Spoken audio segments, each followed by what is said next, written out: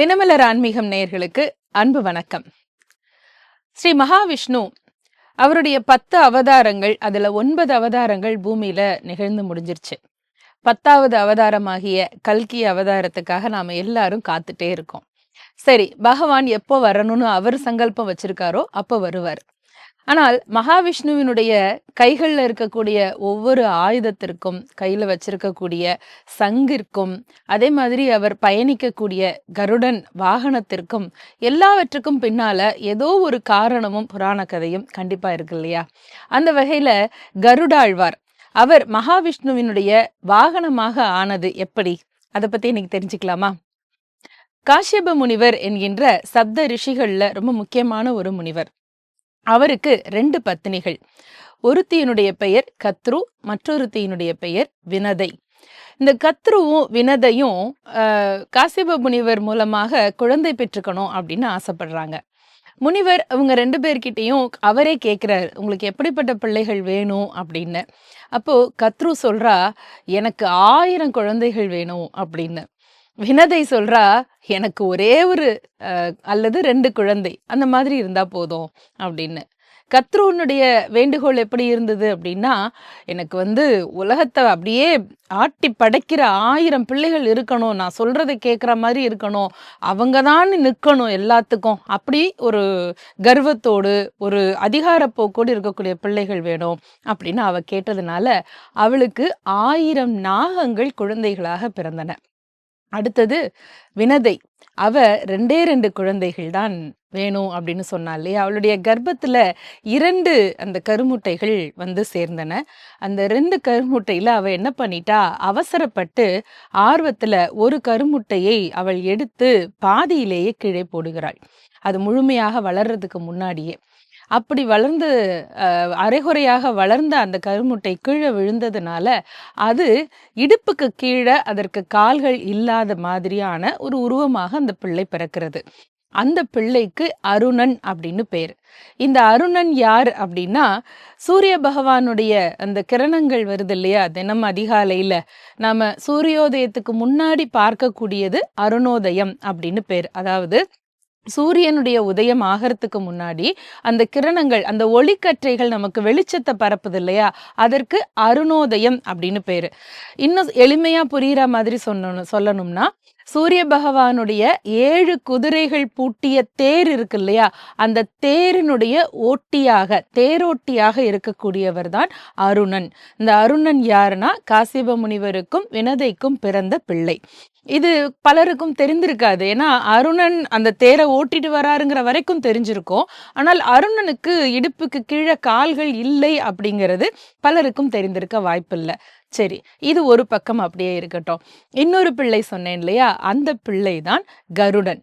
அவர் தான் பின்னாடி கருடாழ்வார் அப்படின்னு மகாவிஷ்ணுவினுடைய வாகனமாக ஆகின்றார். எப்படி ஆகிறார் அப்படின்னா, அதுக்கு முன்னால ஒரு சின்ன கதை இருக்கு. இந்த கத்ரு சொன்னேன் இல்லையா, காஷ்யப முனிவருடைய ஒரு மனைவி, அவளுக்கு எப்பவும் ஒரு பொறாமை குணமும் ஒரு ஆணவமும் ரொம்ப உண்டு.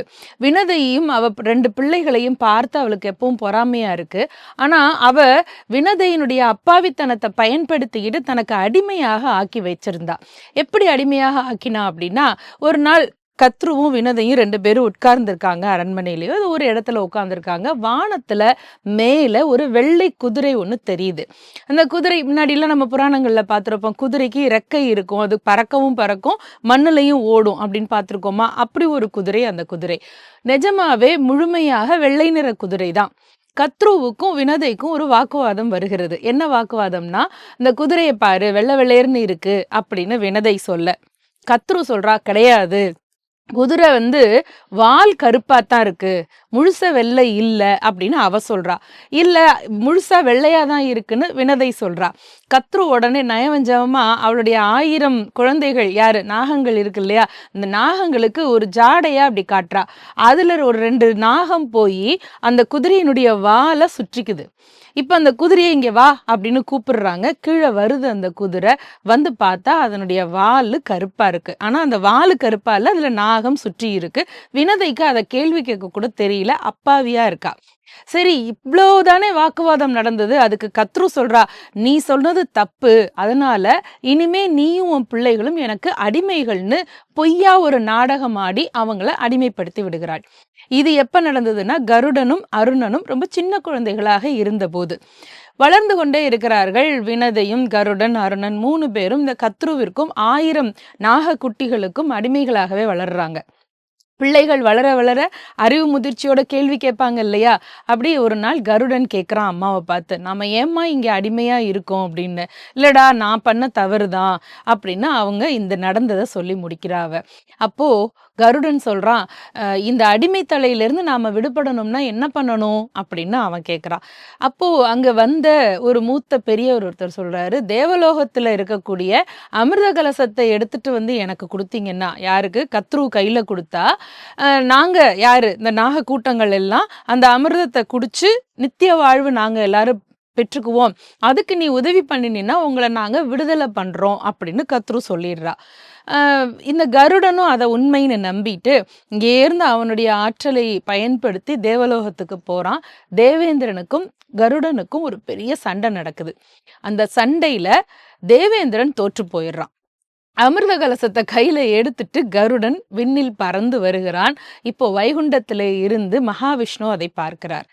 இந்த அமிர்த கலசத்தெல்லாம் கொண்டு போய் நாகக்கூட்டத்துக்கு கொடுத்து நாகக்கூட்டம் முழுக்க உலகத்துல சிரஞ்சீவியா இருந்து போச்சுன்னா உலகம் முழுக்க விஷமல்ல ஆகும்.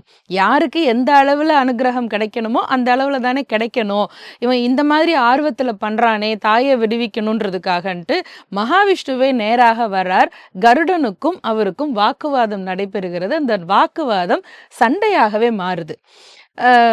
இப்போ மகாவிஷ்ணு அவரை பார்த்து, யார கருடனை பார்த்து கேட்குறாரு, நான் உனக்கிட்ட ஒரு விண்ணப்பம் வைக்கிறேன், நீ இந்த அமிர்த கலசத்தை எனக்கு கொடுத்துரு, நாகங்களுக்கு கொடுத்தீன்னா அதுகள்லாம் அதிகமாக போச்சுன்னா உலகத்துல விஷம் அதிகமாக போயிடும், நான் உனக்கும் உங்க அம்மாவுக்கும் உன் சகோதரனுக்கும் விடுதலை வாங்கி தர்றேன் அப்படின்னு பகவானே சொல்றாரு. ஆனால் கருடன் அதை கூட மதிக்கவே இல்லை. ஏனென்றால் 2 விஷயம் மகாவிஷ்ணுவுக்கு கருடனிடம் பிடித்ததாம். என்னன்னா, 1, கையில அமிர்த கலசமே இருந்தாலும் கூட அதுல கொஞ்சத்தை எடுத்து தான் சாப்பிடணும்னு நினைக்காம கொடுத்த வாக்குக்காக கொண்டு போய் கேட்டவர்களிடம் கொடுக்க வேண்டும்னு பெரிய ஆபத்தையும் தாண்டி போர் புரிகிறான். 1. அடுத்தது, கொடுத்த வாக்கிற்காக உயிரே போனாலும் பரவாயில்லை, என் தாயினுடைய விடுதலை தான் முக்கியம் என்று அந்த கொள்கையில உறுதியாக இருக்கிறான். 2. இந்த 2 குணாதிசயங்களும் மகாவிஷ்ணுவுக்கு ரொம்ப பிடித்து போச்சு. இப்போ மகாவிஷ்ணு விளையாட்டு போல சண்டை போடுறாரு. 21 நாட்கள் 2 பேருக்கும் சண்டை நடக்குது.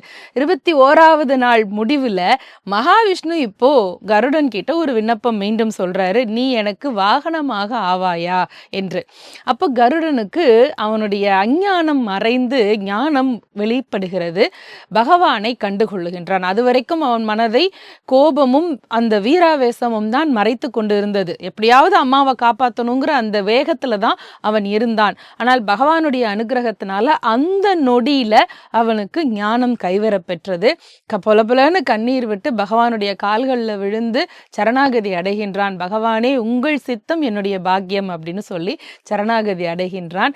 இப்போ அந்த அமிர்த கலசத்தை எடுத்துக்கொண்டு போய் நீ தேவேந்திரனிடம் கொடுக்கும் பொழுது ஒரு முறையிலே கொடு என்று சொல்லி கொடுக்கிறார். என்னன்னா, அமிர்த கலசத்தை தேவேந்திரனிடம் கொடுக்கிற பொழுது ஒரு தர்பை புல்லாலான ஒரு ஆசனம் மாதிரி, ஒரு பாய் மாதிரியான சின்ன தடுக்கு, அதுல கொண்டு போய் அந்த அமிர்த கலசத்தை வைக்க சொல்லுகிறார். அதே போல கருடன் வைக்கின்றான். கொஞ்ச நேரம் அந்த அமிர்த கலசம் தர்பையில இருந்ததுக்கே தேவேந்திரன் எடுத்துட்டு போயிடுறான். அந்த கலசம் போனதுக்கு அப்புறமாவும் அந்த தர்பையில அமிர்தத்தினுடைய அந்த துளிகள் பட்டு அதுல அங்கங்க செதறி கிடக்கு. இப்ப இந்த நாகங்கள் சும்மா விடுமா? வேகமா வருது. இந்த நாகங்கள் எல்லாம் தர்பையில அங்கங்க சிந்தி இருக்கக்கூடிய அந்த அமிர்தத்தை சாப்பிட்றதுக்காக, நாக்கால ருசிப்பதற்காக அவற்றை நக்கத் தொடங்குகின்றன. எல்லா நாகங்களுக்கும் நாக்கு 2ஆக பிளந்து போகிறது. அதுக்கு முன்னாடி வரைக்கும் நாகங்களுக்கு நாக்கு 1ஆதான் இருந்திருக்கு. 2ஆ பிளந்து அதற்கான காரணம் இதுதான். இப்போ நாகங்கள்ல பல நாகங்களுக்கு அமிர்த துளிகள் கிடைச்சது, பல நாகங்களுக்கு கிடைக்கல. இப்போ மகாவிஷ்ணு சொல்லுகிறார், நாகங்களிலேயே 2 வகைகள். ஒன்று விஷம் உள்ளவை, இன்னொன்று விஷம் விஷத்தன்மை அற்றவை. விஷத்தன்மை இல்லாத, அடுத்தவர்களுக்கு எந்த தொந்தரவும் தராத நாகங்கள் பூமியிலே பல காலம் வாழும். ஆனால் அதே நேரத்துல விஷத்தை வைத்துக்கொண்டு மற்றவங்களுக்கு தொந்தரவு தரக்கூடிய எந்த நாகமும் அதிக நாள் ஆயுளோடு வாழாது என்று மகாவிஷ்ணு அருள் புரிகின்றார். அதன்படிதான் இன்னைக்கும் பூமியில நாகங்கள் இருக்கின்றன. எல்லா நாகங்களுக்கும் விஷம் இருக்குன்னு சொல்ல முடியாது, விஷம் இல்லைன்னு சொல்ல முடியாது. அதனாலதான் பாம்பை கண்டா படையும் நடுங்கும்னு சொல்றாங்கல்ல. எதுக்குள்ள எப்படி எந்த புத்துக்குள்ள என்ன பாம்புன்னு தெரியாதுங்கிற கதையாவும் நாகங்களுடைய அந்த வரலாற்றை அழகாக நம்முடைய கருட புராணம் சொல்லுகின்றது.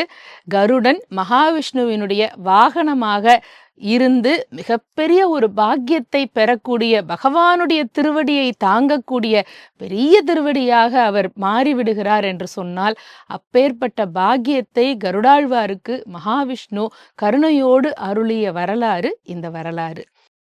கருடாழ்வாரனுடைய இந்த சரித்திரம் நமக்கு சொல்லக்கூடிய முக்கியமான செய்தி என்ன அப்படின்னா, நன்மைக்காக போராட வேண்டும், கொண்ட கொள்கையில உறுதியாக இருக்க வேண்டும். அடுத்தது, அமிர்தமே கிடைத்தால் கூட சுயநலத்தோடு நடந்து கொள்ளாமல் பொதுநலத்தோடு இருந்தால் பகவானே இறங்கி வந்து நமக்கு அருள் தருவான் என்கின்ற உயரிய செய்தியை நமக்கு சொல்லுகிறது.